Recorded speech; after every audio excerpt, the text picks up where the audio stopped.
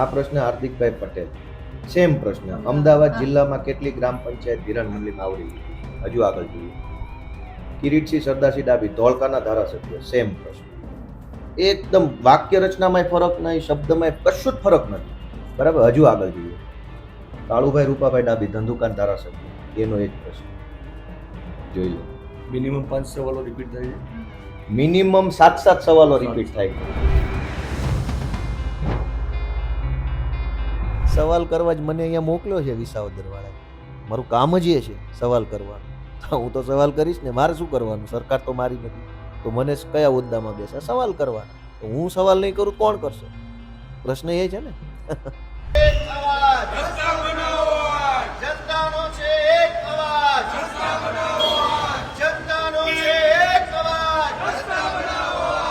તો એકચ્યુઅલમાં કોઈ ધારાસભ્ય કોઈ પ્રશ્ન પૂછતા નથી. ભાજપની ઓફિસે લખીને આમાં નાખી દે છે. શું કામ આવું કરે છે કે કોઈ ધારાસભ્યના 3 પ્રશ્નો નાખે ને ભાજપના 150 ધારાસભ્યના 3 પ્રશ્ન નાખે એટલે 450 તો એમનામ ડબ્બામાં આવે. એટલે પેલી લોટરી થાય તો 450 માંથી આવવાની સંભાવના વધી જાય ચર્ચા માટે. ભાજપના દરેક ધારાસભ્યને પાર્ટી ઓફિસથી જેટલું કહેવામાં આવે એટલું જ એને કરવું પડે છે. જનતાનો પ્રશ્ન નથી પૂછી શકતા. એ આજે મેં તમને બધાને બતાવ્યું અહીંયા ટેબ્લેટમાં. તમે જોયું કેવી રીતે મેં પુરાવા સાથે બતાવ્યું ને કે ભાજપના 4 ધારાસભ્યનો પ્રશ્ન એક સરખો હોય. ભુજના ધારાસભ્ય, બનાસકાંઠાના, અમદાવાદના ત્રણેય ધારાસભ્યનો પ્રશ્ન એક સરખો કેવી રીતે આવ્યો? અલ્પવિરામનો ફરક નહીં, પૂર્ણવિરામનો ફરક નહીં, અને છે કે પ્રત્યયો જે લાગ્યો એનોય ફરક નહીં. સેમ પ્રશ્ન 3 જિલ્લાના ધારાસભ્યનો. એનો અર્થ એવો થયો કે આ પ્રશ્ન પાર્ટીએથી નક્કી કરેલો છે, ધારાસભ્યનો નથી. ધારાસભ્યનો હોય તો વિસ્તાર વાઇઝ અલગ અલગ હોવો જોઈએ. નમસ્કાર, આપ જોઈ રહ્યા છો નિર્ભય ન્યૂઝ અને હું છું આપની સાથે રિદ્ધિ. અત્યારે મારી સાથે ગોપાલ ઇટાલિયા વિસાવદરના ધારાસભ્ય જોડાયેલા છે. એક સવાલ પ્રશ્નોત્તરીમાં એમને પૂછ્યો અને એ નકારવામાં આવ્યો, અને પછી એમને જેટલી પણ પ્રશ્નોત્તરી કરવામાં આવે છે અને જે ડ્રો થાય છે એમના ઉપર સવાલ ઉઠાવ્યા છે. સીધા તેમની સાથે ચર્ચા કરીએ. ગોપાલભાઈ, નિર્ભય ન્યૂઝમાં આપનું સ્વાગત. Thank you. ખૂબ ખૂબ આભાર તમારો. આજે અમારા પહેલો દિવસ હતો વિધાનસભાનો, અને એમાં મને ખૂબ જિજ્ઞાસા હતી. સવારમાં તો ઉત્સાહ હતો, જિજ્ઞાસા હતી, અને થોડીક નર્વસનેસ હતી. કેમ કે કોઈ દિવસ આપણે કોઈ જોયું ન હોય અંદરથી કેવી રીતે કામ કરે છે. તો ઉત્સાહ એવો ને એવો છે, જિજ્ઞાસા ઘણી ખરી પૂરી થઈ ગઈ છે, અને નર્વસનેસ હવે ગાયબ થઈ ગઈ છે પહેલા દિવસ પછી. પણ તમે સવાલ ઊભા કર્યા છે. સવાલ કરવા જ મને અહીંયા મોકલ્યો છે વિસાવદર વાળાએ. મારું કામ જ એ છે સવાલ કરવાનું. હું તો સવાલ કરીશ ને, મારે શું કરવાનું? સરકાર તો મારી નથી, તો મને કયા હોદ્દામાં બેસે? સવાલ કરવાના. તો હું સવાલ નહીં કરું કોણ કરશે? પ્રશ્ન એ છે ને. પણ અત્યારે તમે જે ખોલ પાડી કે આ બધું આ રીતે થઈ રહ્યું છે, પ્રશ્નોત્તરી પૂછવાનું, ડ્રો આવે છે, તો આમની પહેલાના બીજા કોઈ ધારાસભ્યને ખબર નહીં હોય કે આવી ગડબડ અહીંયા ચાલે છે? એમાં બેન ખબર બધાને બધી હોય, પણ બધાને ખબર હોય ને એટલે કોઈ ન બોલે. અમારે તો શું હોય છે કે અમે જનતા સમક્ષ મુદ્દો લાવવા માંગીએ છીએ. વિધાનસભામાં પ્રશ્ન પૂછવાની જે આખી પદ્ધતિ છે ધારાસભ્યોએ સરકારને પ્રશ્ન પૂછવાની, એમાં કેટલા બધા બેરિયર્સ છે, લીગલ બેરિયર્સ છે કે તમે કેવી રીતે પ્રશ્ન ન પૂછી શકો અથવા ઓછા પૂછી શકો, એવી આખી એક સિસ્ટમ છે જેની મેં આજે જનતા સમક્ષ રજૂઆત કરી. કેમ કે જનતા જાણે તો જ આ અટકે. અહીંયા કોઈને રજૂઆત કરીએ કોઈ મતલબ નથી, કેમ કે એ તો બધાને બધી ખબર છે. જનતાને નથી ખબર કે વિધાનસભામાં પ્રશ્ન પૂછવાના હકનો ભાજપના ધારાસભ્યો દ્વારા કેવો દુરુપયોગ થઈ રહ્યો છે. કેમ કે ભાજપનો કોઈ પણ ધારાસભ્ય પોતાને મરજી હોય એવો પ્રશ્ન નથી પૂછી શકતો. ભાજપના દરેક ધારાસભ્યને પાર્ટી ઓફિસથી જેટલું કહેવામાં આવે એટલું જ એને કરવું પડે છે. જનતાનો પ્રશ્ન નથી પૂછી શકતા. એ આજે મેં તમને બધાને બતાવ્યું અહીંયા ટેબ્લેટમાં. તમે જોયું ને કેવી રીતે મેં પુરાવા સાથે બતાવ્યું ને કે ભાજપના 4 ધારાસભ્યનો પ્રશ્ન એક સરખો હોય. ભુજના ધારાસભ્ય, બનાસકાંઠાના, અમદાવાદના ત્રણેય ધારાસભ્યનો પ્રશ્ન એક સરખો કેવી રીતે આવ્યો? અલ્પવિરામનો ફરક નહીં, પૂર્ણવિરામનો ફરક નહીં, અને છે કે પ્રત્યયો જે લાગ્યો એનોય ફરક નહીં. સેમ પ્રશ્ન 3 જિલ્લાના ધારાસભ્યનો. એનો અર્થ એવો થયો કે આ પ્રશ્ન પાર્ટીએથી નક્કી કરેલો છે, ધારાસભ્યનો નથી. ધારાસભ્યનો હોય તો વિસ્તાર વાઇઝ અલગ અલગ હોવો જોઈએ. તો ભાજપના ધારાસભ્યોને બચારાને ઊંચી આંગળીઓ કરવી પડે છે, અને જ્યાં કે ત્યાં સહીઓ કરી દેવી પડે છે. એટલે એમનું ગળું દબાવવામાં આવે છે પ્રશ્ન બાબતે. તો મારી ભાજપના ધારાસભ્યો માટે એક સહાનુભૂતિ છે કે ધારાસભ્ય તો છો તો કમસે કમ તમને મરજી હોય એ પ્રશ્ન તો તમે પૂછી શકો. ભલે જવાબ મળે ના મળે સરકારનો, પણ પ્રશ્ન એ તમારે મરજીત નહીં પૂછવાનો. આ હાલત છે અહીંયા. તો પછી વિપક્ષના સવાલ તો કઈ રીતે સાંભળવામાં આવશે? વિપક્ષને તો નથી સાંભળતા ને, એ તો પ્રશ્ન છે ને. પણ છતાંય અમે એમાંથી તે પ્રયત્ન કરીએ છીએ, કેમ કે વિપક્ષની એક તો સંખ્યાબળ ઓછું છે. અમારી તો 5 જ સીટો છે, એટલે નિયમ પ્રમાણે 5 સીટો પ્રમાણમાં સમય મળતો હોય, એટલે હવે અમે પ્રયત્ન કરીએ છીએ, પણ જેટલું સારું થાય એટલી કોશિશ છે.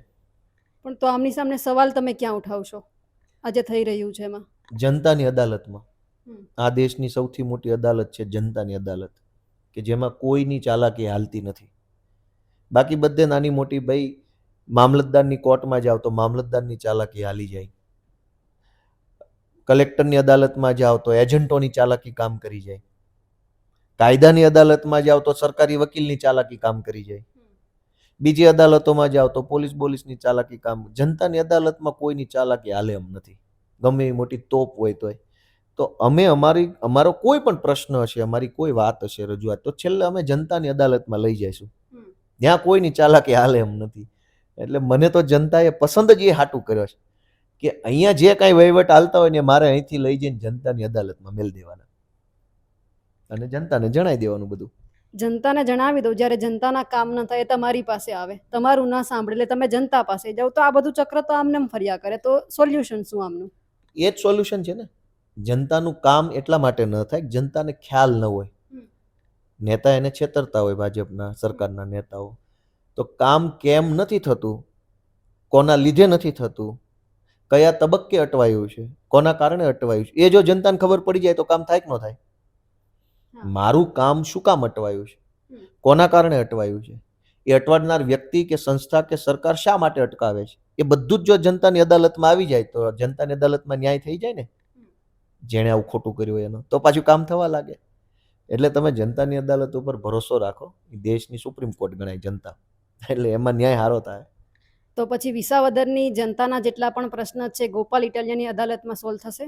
બિલકુલ થશે, પ્રયત્ન કરશું. 100 હશે તો 100માંથી 50, 60, 70, 80, 20, 30 જેટલા પણ નિમિત્ત ભગવાન મને જે બનાવશે એટલા કરશું જ ને. કેમ નહીં કરીએ? એ તો કરવાનું છે અને એ જ તો કરીએ છીએ.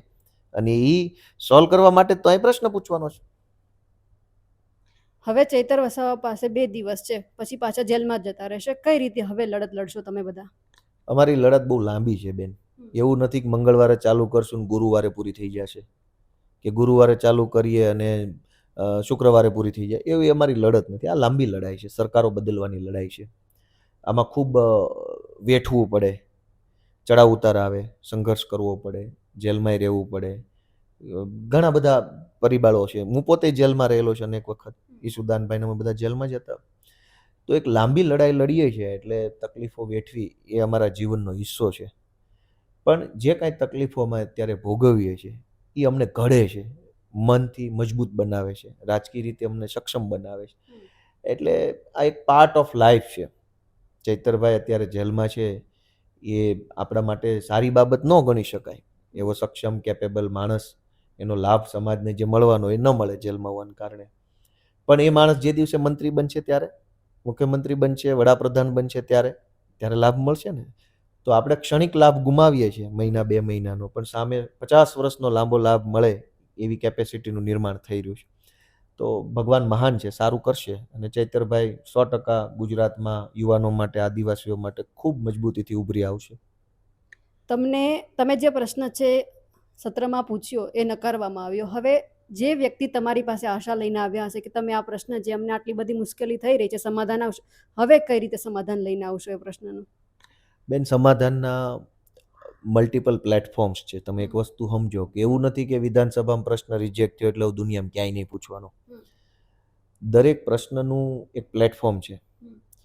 કૂપનમાંથી નામ કઢાવવું હોય અથવા ચડાવવું હોય તો એ પ્રશ્ન મુખ્યમંત્રી નથી પૂછવાનો, એ તલાટી મંત્રી મામલતદારે પૂછવાનો છે.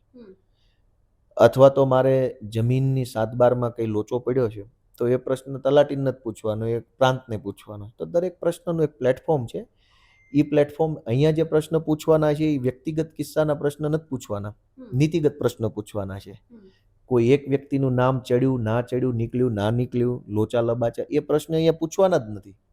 વ્યક્તિગત કોઈનો પ્રશ્ન અહીં નથી પૂછવાનો, અહીંયા સમૂહનો પ્રશ્ન પૂછવાનો છે. તો મેં સમૂહના પ્રશ્ન પૂછ્યા છે, મેં 18 પૂછ્યા છે, એમાંથી 7 પસંદ થયા છે. તો આપણે તો હંમેશા કોમન મિનિમમ પ્લેટફોર્મ પર જ ચાલીએ છીએ ને. 7 પ્રશ્ન પૂછ્યા છે, આ વખતે 18 માંથી 7 આવ્યા. આવતા સત્રમાં હું 300 પ્રશ્ન પૂછીશ, તો બની શકે કે 80 પ્રશ્નો સિલેક્ટ થઈ જાય. વાંધો શું છે? આ તો પ્રોસેસ જે છે ને. બિલકુલ ગોપાલભાઈ, આપ અમારી સાથે જોડાયા, આપનો ખૂબ ખૂબ આભાર. થેન્ક યુ, ખૂબ ખૂબ આભાર. ગોપાલ ઇટાલિયાએ જે વાત કરી છે તેમને લઈ આપ શું માનો છો? કમેન્ટ કરીને ચોક્કસથી જણાવજો. સાથે જ અમારી નિર્ભય ન્યૂઝ ચેનલને લાઇક, શેર અને સબસ્ક્રાઇબ કરવાનું ભૂલશો નહીં. નમસ્કાર.